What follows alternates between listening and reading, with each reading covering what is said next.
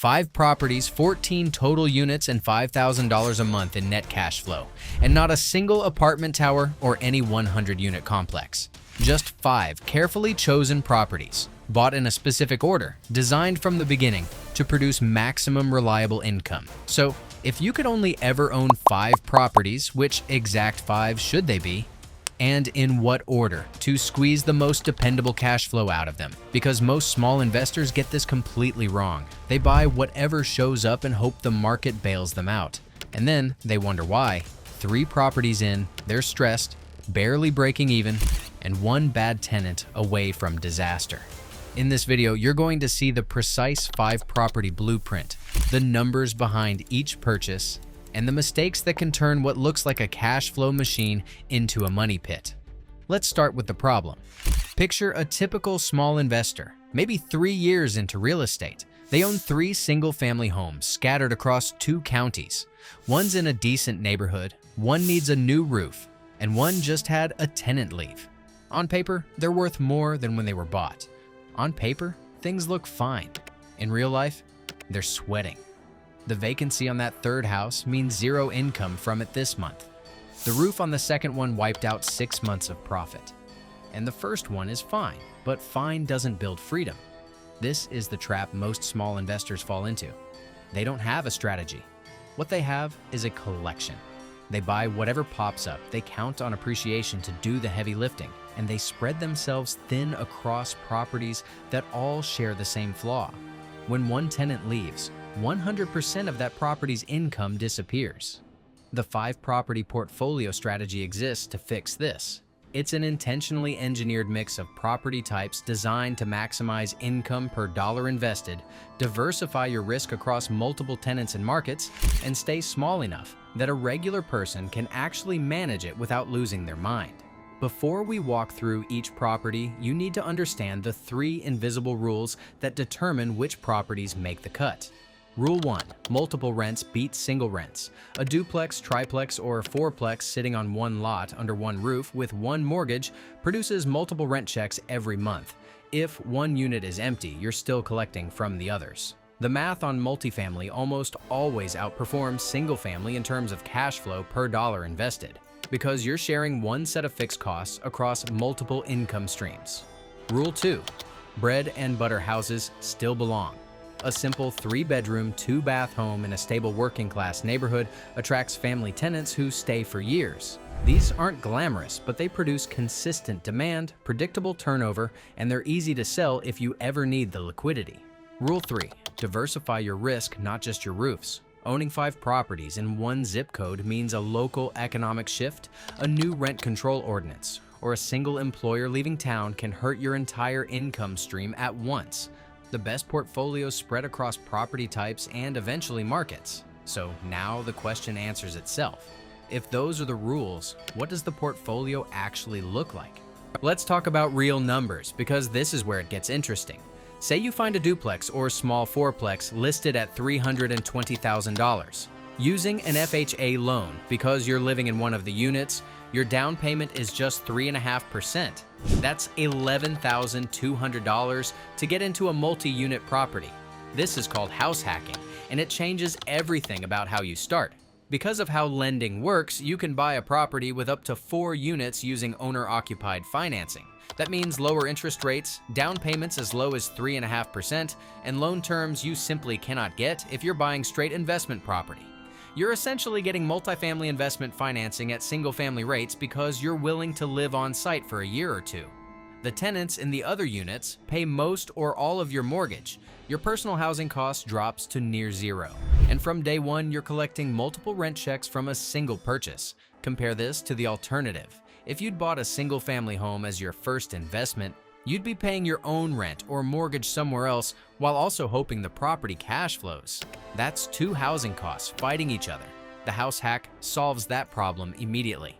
Yes, it feels uncomfortable at first. You're living next to your tenants, but this phase is temporary, and the financial head start it gives you is permanent. You're looking at another duplex or fourplex, same city, same type of neighborhood you already know. This time, it's fully tenant occupied from day 1. No living on site, no house hack, just a straight investment. The units bring in $3,200 a month in gross rents, after you account for your mortgage, insurance, taxes, property management, and a reasonable maintenance reserve. You're netting somewhere between $900 and $1,100 every single month. By the time you're ready for your second property, you know your market. You know which neighborhoods rent fast and which ones sit. You have a plumber you trust, a leasing system that works, and you've survived your first tenant headache. Now you double down with another small multifamily in the same area. This time, you're not living in it. It's a full investment. And because it's in the same market you already understand, your overhead barely increases. Here's why this matters so much. Put a single family rental next to a fourplex in the same neighborhood, same price range. Now, one unit goes vacant in each. In the single family, you're at zero income for that property. In the fourplex, you're still collecting from 3 tenants. The income doesn't disappear, it dips. Here's what this looks like on paper.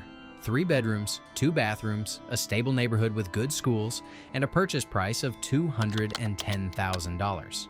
The rent comes in at $1,550 a month. After the mortgage, taxes, insurance, and setting aside a little for maintenance, you're netting somewhere between $350 and $450 every month.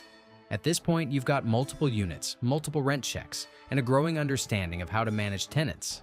Now you add something different, a simple, single-family home in a stable, working-class neighborhood. Why introduce a lower cash flow property on purpose? Because this is your sleep-at-night asset. Families rent these homes. They put their kids in the local school. They hang pictures on the walls and stay for 3, 4, 5 years. The turnover is low and maintenance calls are predictable. And when you eventually want to sell, you have the largest buyer pool of any property type because owner-occupants compete to buy these homes, not just other investors. Does this produce less income per dollar than the multifamily deals? Yes. Is one vacancy still 100% vacancy on this property? Yes. But by property 3, your portfolio can absorb that. The multifamily income keeps coming. One empty house doesn't sink you. The numbers here look similar to property 3 on the surface. A single-family home or a small duplex in a different city, strong rent-to-price ratio, a local economy with real job growth driving consistent rental demand. Net cash flow lands somewhere between $400 and $600 a month after all expenses and property management are accounted for. Everything you've built so far is working, but it all sits in one market, city, economy, and set of local laws. That's a concentration risk most investors ignore until it bites them. Property 4 moves you out of your home market for the first time. Not far into the abstract, not into something complicated, just a similar type of property in a different city with solid employment drivers and strong rent-to-price ratios. The point is simple. If your home market slows down, a new rent control law passes, or a major employer leaves town, you don't want your entire income stream exposed to that single event. Geographic diversification means one market's bad year doesn't erase your portfolio's cash flow. The practical challenge is real. You can't drive by this one. You're trusting a property manager and reviewing rehab bids over email. It's uncomfortable. But this is also where your earlier experience pays off. You've already built systems. You know what good property management looks like and what numbers to expect. The goal here isn't to maximize cash flow. It's to protect the cash flow you've already built. This is where the numbers start to feel different. A 6 to 10 unit building, or the largest fourplex the market supports, pulling in $7,000 or more in gross rents every single month. After every expense, every management fee, every maintenance reserve, every insurance premium, you're clearing somewhere between $1,800 and $2,200 a month in net cash flow from this one property alone. This is sometimes called the missing middle in real estate. The 5 to 50 unit range that's too big for most individual home buyers and too small for institutional investors. That means less competition and often better prices relative to income. In multifamily, small operational improvements compound quickly. Raise rents $50 per unit across 8 units, and you've added $400 a month to your income.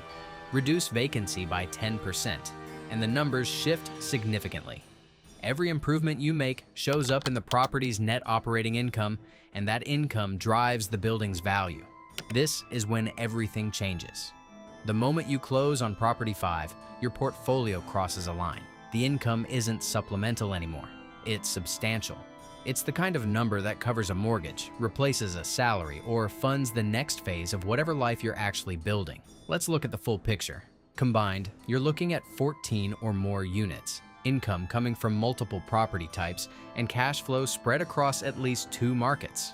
When one unit is vacant, the others keep paying. When one market slows, the other keeps moving. When one property needs a big repair, the portfolio absorbs it. So as you can see, for regular investors, the difference between struggling and free isn't 50 doors. It's which 5 you choose, and whether you chose them on purpose. Subscribe and comment which property you're on right now.